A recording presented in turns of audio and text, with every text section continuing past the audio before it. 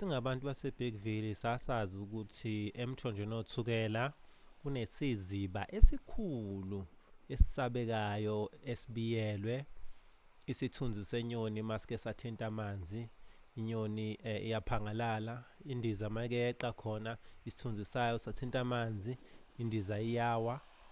bekukuningi bekukhulunywa ngale ndawo kodwa ke ngokukhula nokufunda sesibonile ukuthi cha kwakungamampunge amakhulu aqanjwa endaweni uyakwazi ukuthi ufike Lesotho le phezulu kokhahlamba lolu ubone ukuthi cha akunaziba nasenzansi nazi indlela zabantu abashaya abseiling abadilika ngentambo la uyayibona inyawo nazi shona le kuyintokozo enkulu ukubona umphakathi wasokhahlamba usondela kakhulu kulomkhakha wawo tourism uphinda futhi wamkela ukuthi abekhona amaphutha phambilini ulwazi beluluncane kakhulu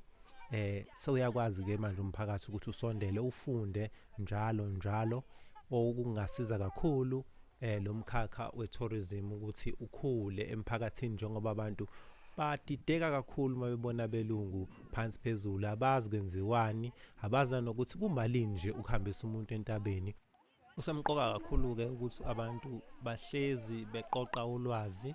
bayijoyine futhi igroup leyo umphakathi yokuhike mahhala lapho umphakathi uhikiswa izintaba zondi okhahlamba okuyintaba eziseduze namakhaya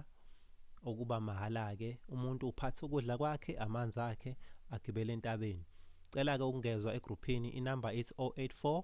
73 52 614 mayidibane